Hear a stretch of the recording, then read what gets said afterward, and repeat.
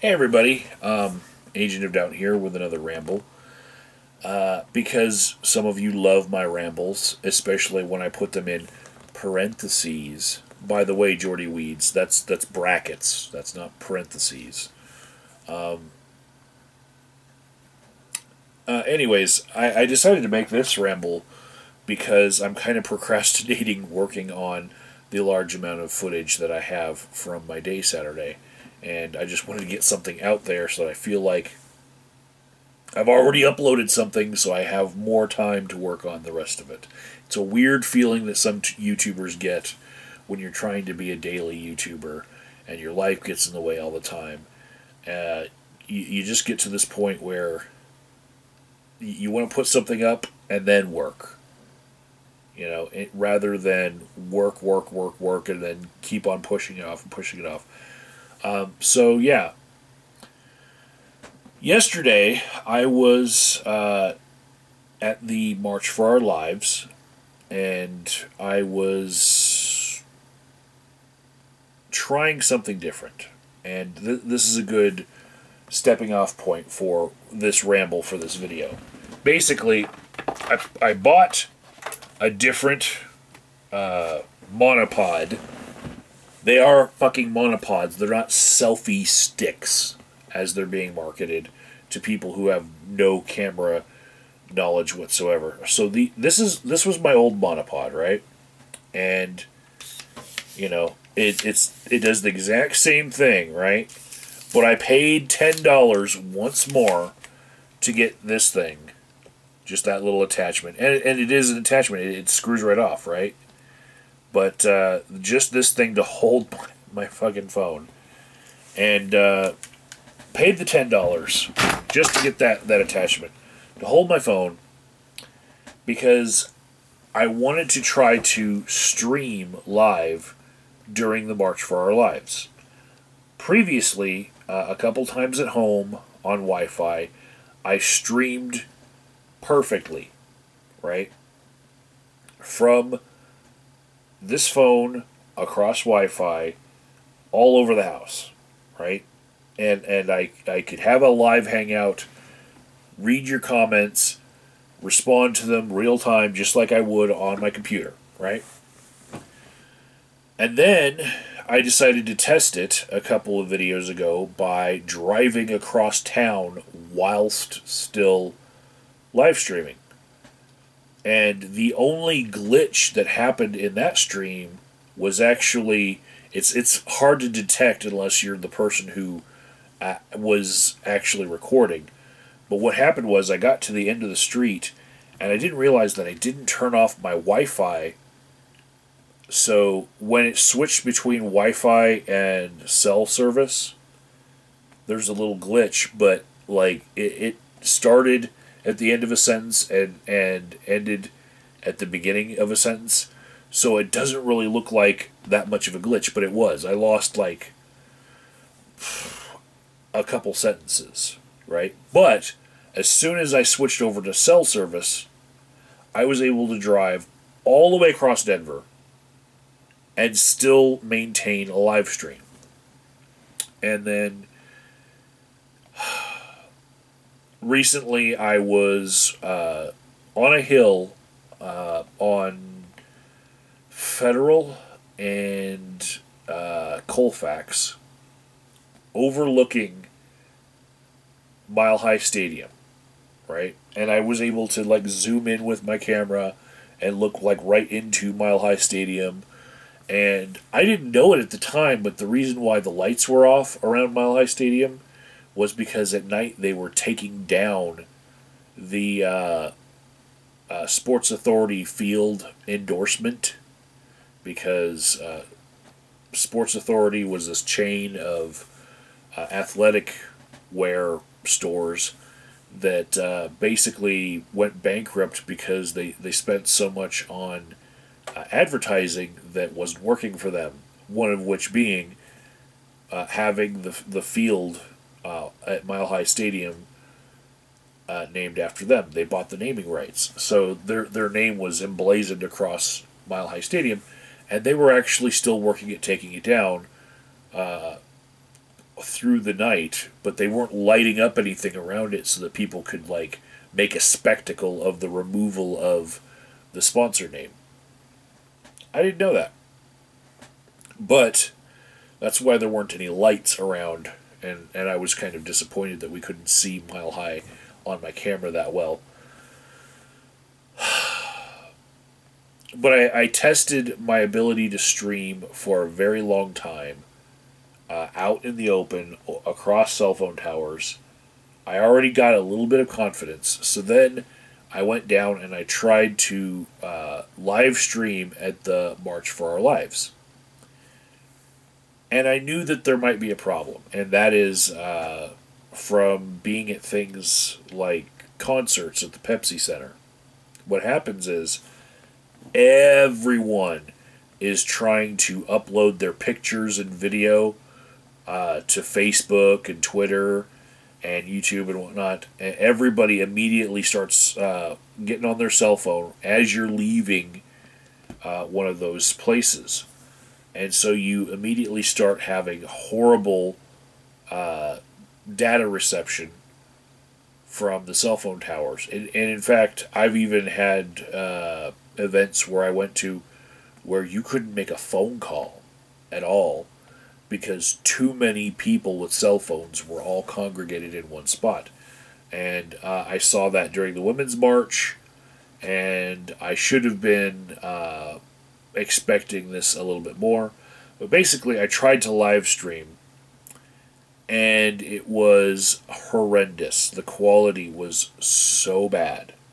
I'll leave a link in the description box to the unlisted video. And you guys know I hate unlisting videos, but this one is it's comically bad. I spent 15 minutes walking around the March for Our Lives, the rally portion in the beginning, where I was trying to catch the entire crowd. The thumbnail that I got for it was excellent, and it was very clickbaity for everyone who happened to land on that video. I'm sorry that the thumbnail looked great, because I did intentionally take a good thumbnail. I had the selfie stick monopod. Okay, I had my monopod up way above the crowd so that I could get a whole bunch of the crowd in the picture. Use the count to my advantage in order to take the great thumbnail, because the live stream function gives you like 3 seconds, take the thumbnail, and then if you don't like it, you hit edit, right? And then after you hit edit, you have another 3 seconds to take a different selfie, right? But you can turn the camera around and get a really good shot of whatever you're trying to capture, and use that as your thumbnail if you're trying to live stream, right? So I actually waited until I had walked to a certain point within the crowd in order to get the most crowd in the picture, and it was a really great thumbnail that I put on it. But it was all for naught, because wow, it was 15 minutes of video that I was streaming. It got turned into 5 minutes and 42 seconds, right? It's somehow it wasn't broadcasting for bits of time, but then when it got processed, all the time that it wasn't broadcasting or connecting right, it just kind of removed from the entire stream, and so it whittled it down to 5 minutes and 42 seconds. And every bit of those 5 minutes and 42 seconds is so blurred and glitchy that you cannot make out anything, except for that I'm at a very large crowd. It's horrible quality. So then I decided, in the moment, 15 minutes in, I checked the comments, and there are none. And I'm like, well, maybe this isn't working. It does say very bad connection on it. Well, maybe it's this thing where, there's 50,000 people around me. Cell phone towers might be jammed, right? So I switched over to just taking regular video with my cell phone, walked around for 30 minutes, just the same way as I would have live streaming, but I wanted to be able to talk to you guys while I was doing this. I was going to respond to your comments with the audio in the stream and just like say, yeah, this guy says this about what your sign says, and let you guys be interactively a part of it. That was my hopes, but for a crowd that large, you just have to expect that the cell phone towers are going to get jammed. And I was down to this camera instead of the camcorder with my giant battery that some of you have seen how giant my giant battery is. Because prior to the March for Our Lives, I was at the county assembly, and it was long and boring. And that's part of the reason why I'm making this video, to warm up in order to get ready for splicing it all together. And yeah, I don't really want to, but there are a couple moments that I was able to capture on camera at the county assembly that, once again, I found something by just leaving a camera on, right? So great moment to catch, but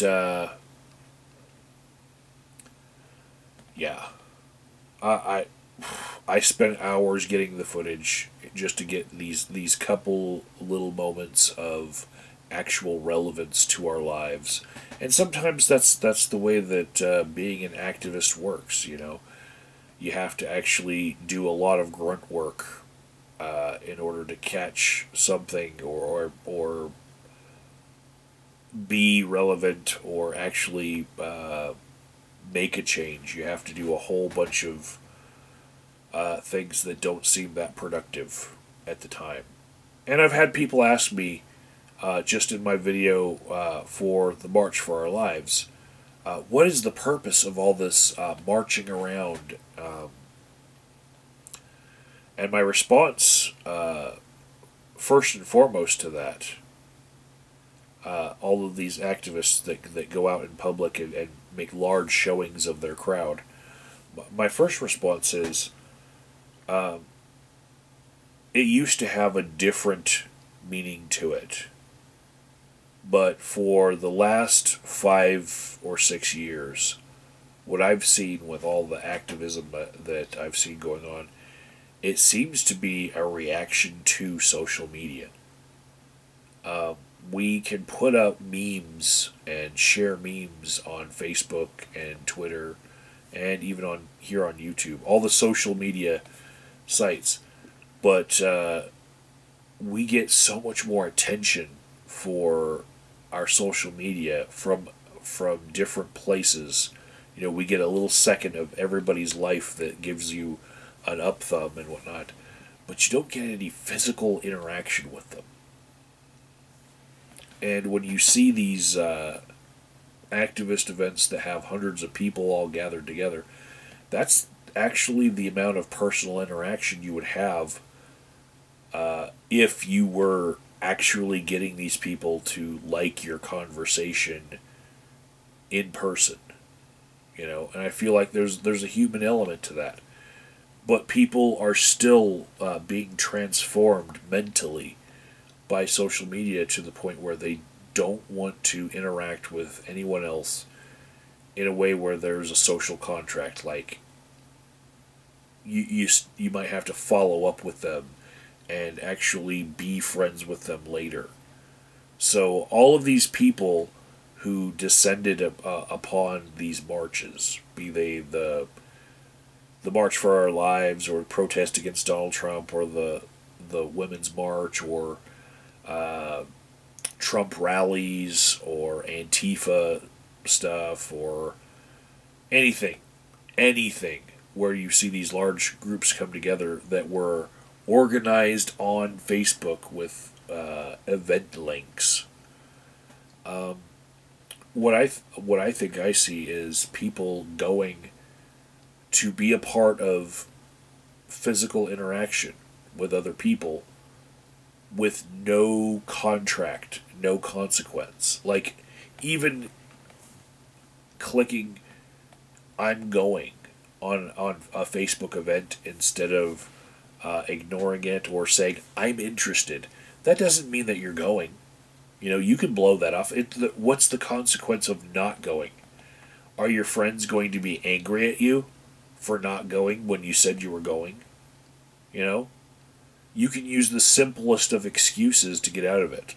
You know, and especially in the circles of the activism that I'm speaking about, you could just say, I wasn't feeling it, dude. I got scared and thought that a shooter might show up. I got depressed all of a sudden. I didn't have a good breakfast, so I didn't have the energy. No one's going to hold you to it more than saying, oh man, you missed out, it was so cool. You know? No one's going to say, fuck, dude, I made dinner for everyone, and I specifically asked you if you were going to come, and then I went through, you know, the trouble of adding that much more ingredients, which cost me this much money. You know, no one's going to say that to you. This was just, you know, a public thing where no one was providing for anyone. You know? So there's really no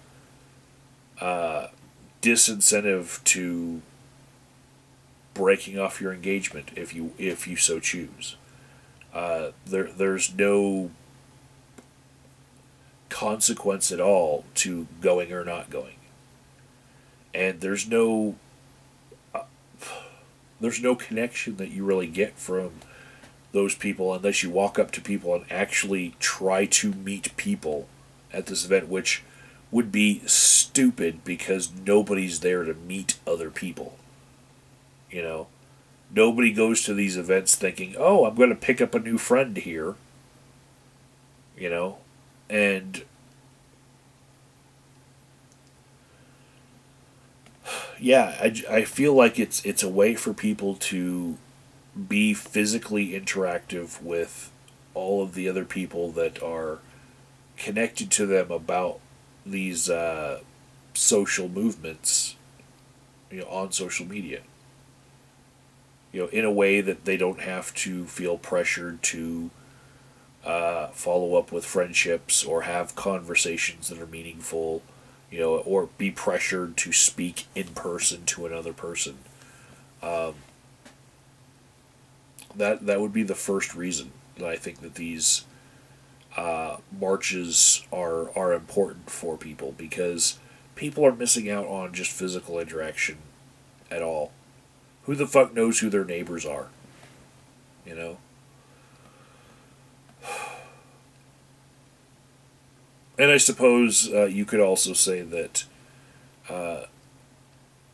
these marches are exactly for their intended purpose on their face, to make people listen to their voice, to congregate in a place where politicians would likely hear them and show that they had a very large constituency that they need to listen to.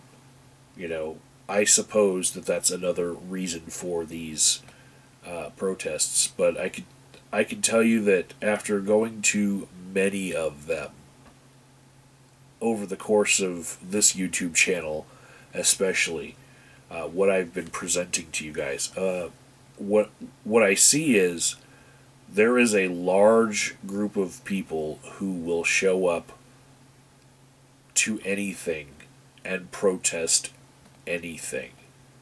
And the flavor of the protest does not really matter. They are just ready to protest anything. Anything at all.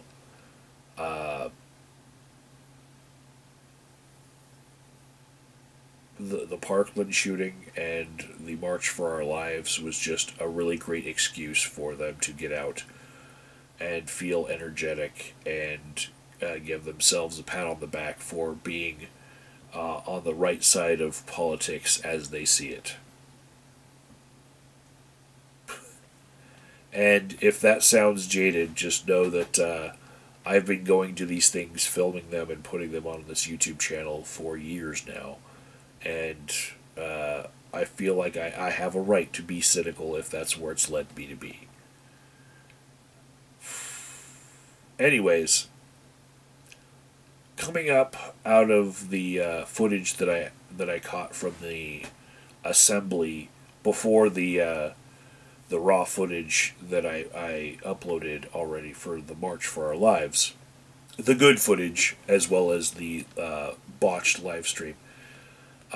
There are a couple things that came out of that, and I plan on making a video about the difference between going to Republican assemblies and Democratic assemblies, and also the problem with the people who showed up to the larger protest march versus being politically engaged, because that's what I caught on camera was while the cat's away, the mice will play. And the fact that all those people who cared about guns and gun control were not at the county assemblies actually made a difference. And that and more in the videos that I have to edit up, and all of the long, boring footage that I filmed at the assemblies. And trust me, it was long and boring. You can actually see in a little bit of my camera work that, my camera on a monopod is, dipping a little. It's because I was fucking sleep dipping. It was that fucking boring. Some of it. Catch you guys later.